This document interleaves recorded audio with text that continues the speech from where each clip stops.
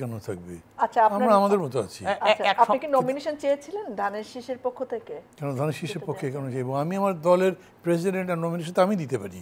আচ্ছা, আমি ইলেকশন করব কিন্তু দল আপনি থেকে। যে আসন থেকে নির্বাচন করেন সেটা এখনো ফাঁকা আছে, তাই না?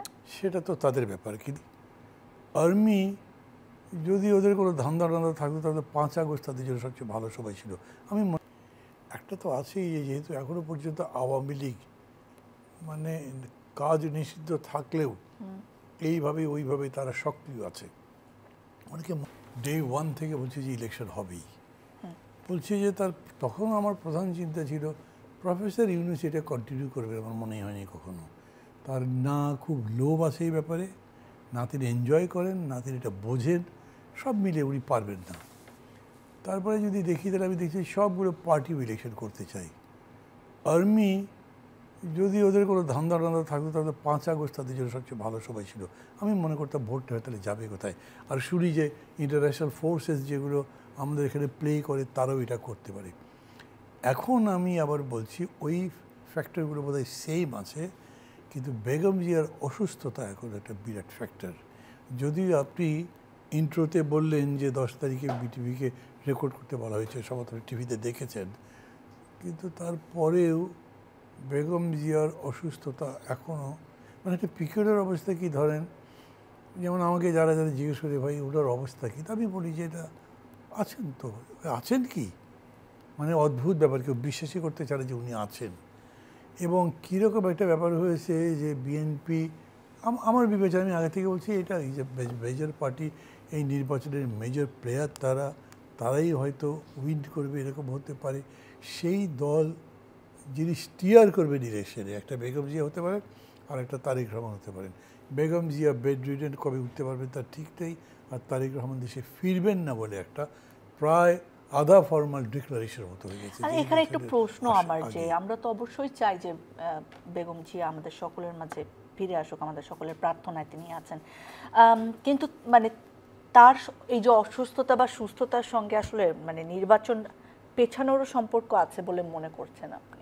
না, ওই রকম করে বলবো না, কারণ গতকালকেও আমি দেখলাম তারেক রহমান নিজে বলেছেন টাইমলি ইলেকশনের কথা, মির্জা ফখরুল বলেছেন, কিন্তু আমি ভাবি যে এই নির্বাচনকে আবার শব্দটা বলি স্টিয়ার করা, ধরেন মিডিয়াতে বক্তৃতা করবে, একটা ইমেজ কিছুতে ক্যারি করা, যে এই লিডারশিপ তার উপর ভরসা করা, এখানে একটা প্রশ্ন তৈরি হয়ে যায়।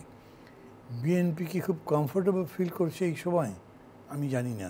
যে জন্য মনে হয় তার চাইতে বড় কথা হচ্ছে যে এত অনিশ্চয়তা যে একটা আছে সেইটুকু আমি একটা সংখ্যার জায়গা দেখি, বাকিটা আমি সংখ্যা মনে করছি না। যদিও বিএনপি কেন থাকবে? আচ্ছা, আমরা আমাদের মতো আছি। আপনি কি নমিনেশন চেয়েছিলেন ধানের শীষের পক্ষ থেকে? কেন ধানের শীষের পক্ষে কেন চাইবো? আমি আমার দলের প্রেসিডেন্ট আর নমিনেশন তো আমি দিতে পারি। আচ্ছা, আমি ইলেকশন করব দল থেকে। আপনি যে আসন থেকে নির্বাচন করেন সেটা এখনো ফাঁকা আছে, তাই না? সেটা তো তাদের ব্যাপার, কিন্তু আমি এলাকাতে বলেছি আমি আমার পক্ষ থেকে আমার দলের প্রতীক যেটা আছে কেতলি সেটা দিয়ে ভোট করব।